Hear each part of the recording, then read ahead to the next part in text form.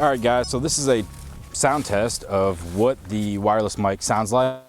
Well, let's talk about this car that I bought here. It is a 2001 Subaru Outback. I just got this in the last month or so. I only paid $1,250 for this. And the tires on it are basically like brand new. So those are worth at least, $400 or $500. The leather on it is like immaculate, literally. There's not even like creases in the leather.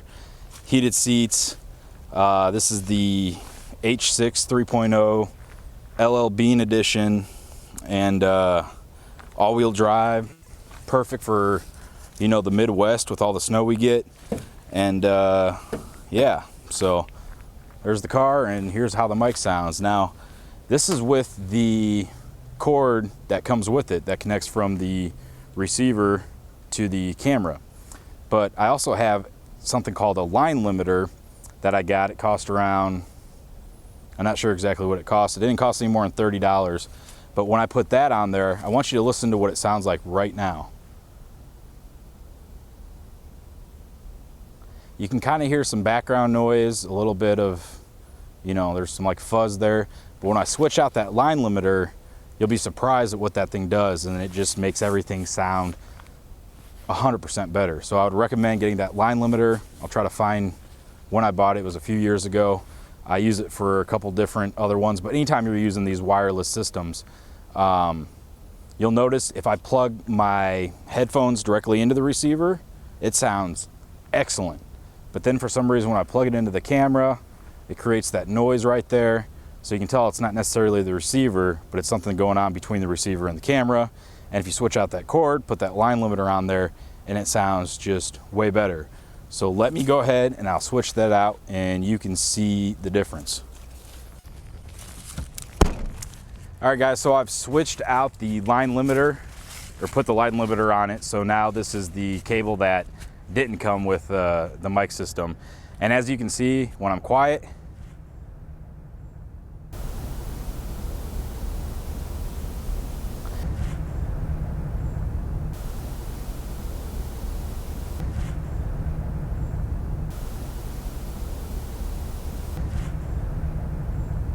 you don't hear any of that background noise anymore. It's just so much cleaner. So I would recommend, if you want to get the best quality out of this mic system, to get one of those mic line limiters.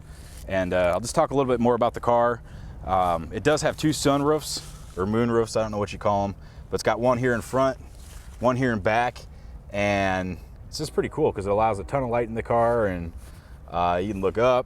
All these windows, there's no tint, so it's just nice to drive around. You can see all around you, and it's just a really cool car, especially for $1,250. It's hard to buy anything, that drives or anything for that pricing, especially in such good condition. So back to the microphone, one thing that I do want to bring up is that it doesn't do the best around like interference. So let me kind of show you. If I were to walk around some of these trees or climb in and out of my car, it's going to get that interference, the metal or the glass or whatever. It's going to interfere with the reception. So I'm just going to test that out now. I'm going to go ahead and walk around a couple times, and I'll keep talking. So just kind of giving this thing a spin around. This is the Outback H6 3.0, and I'll go ahead and climb inside. Maybe I'll go ahead and start it up.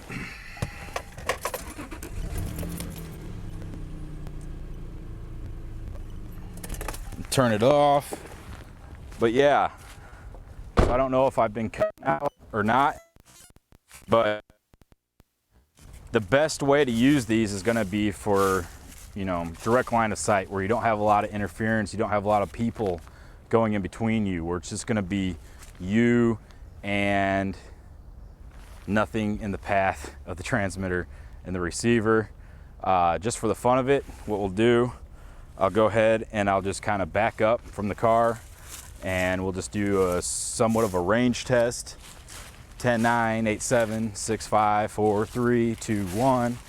10, 9, 8, 7, 6, 5, 4, 3, 2, 1. 10, 9, 8, 7, 6, 5, 4, 3, 2, 1. 10, 9, 8, 7, 6, 5, 4, 3, 1. You know if you hear me right now. But all this stuff was, everything I'm walking on here was all underwater. It was all underwater less than just a few months ago. All kind of soggy down here. But yeah, this whole island completely underwater, washed out the road, washed out a lot of different stuff. But I'm getting here a little bit closer, just kind of randomly talking about things just so you can hear when it cuts out or when it comes back in. Something else that's pretty neat about this is that the transmitter itself has a built-in microphone on it.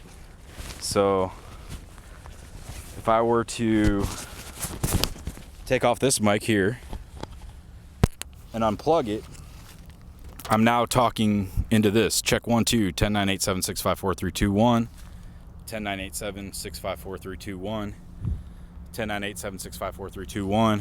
I've never seen this before on any of the mics that I've had, so that's kind of a neat feature.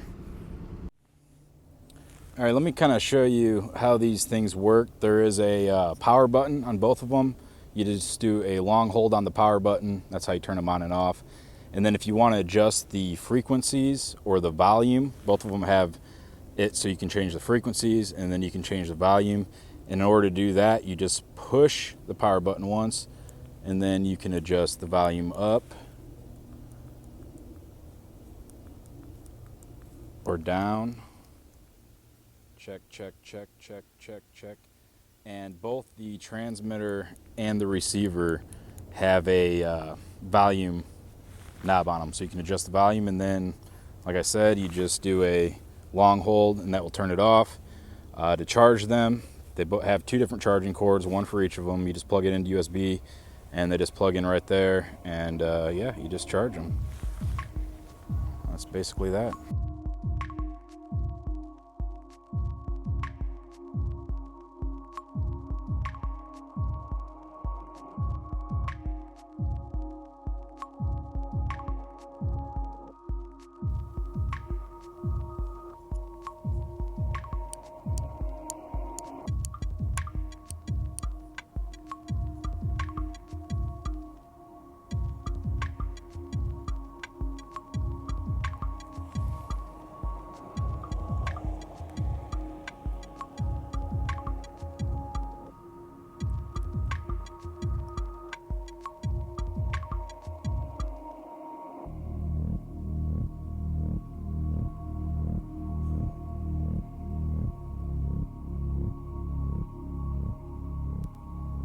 Check.